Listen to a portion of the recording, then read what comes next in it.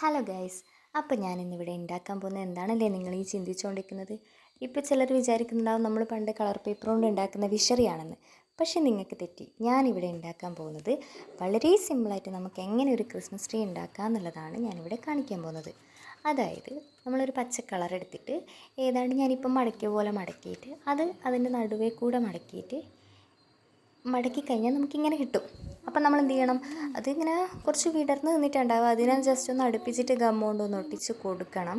അങ്ങനെ കൊടുത്തു കഴിഞ്ഞാൽ അത് ജസ്റ്റ് ഒന്ന് ഒതുങ്ങി നിൽക്കും. അതിന് വേണ്ടിയിട്ടാണ് നമ്മളത് ചെയ്തിട്ടുള്ളത്. പിന്നെ ഞാൻ എടുക്കുന്നത് എൻ്റെ അടുക്കുള്ളത് ഓറഞ്ച് കളറാണ്. അപ്പോൾ അതിൻ്റെ തടി ഉണ്ടാക്കണമല്ലോ, അപ്പോൾ ഞാനത് ജസ്റ്റ് ഒന്ന് കട്ട് ചെയ്ത് കൊടുത്തിട്ടുണ്ട്. എന്നിട്ട് അതും നമുക്ക് എന്ത് ചെയ്യണം, ഈ ട്രീൻ്റെ കൂടെ സ്റ്റിക്ക് ചെയ്ത് വെക്കണം.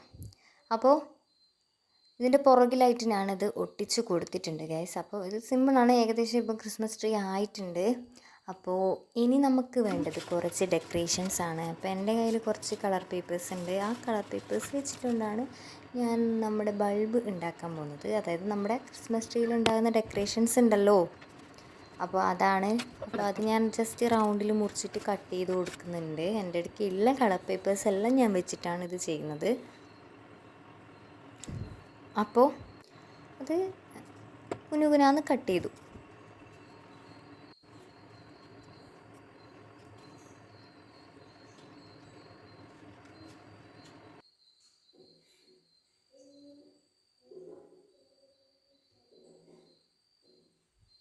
അപ്പോൾ ഇത് ഈ റൗണ്ട്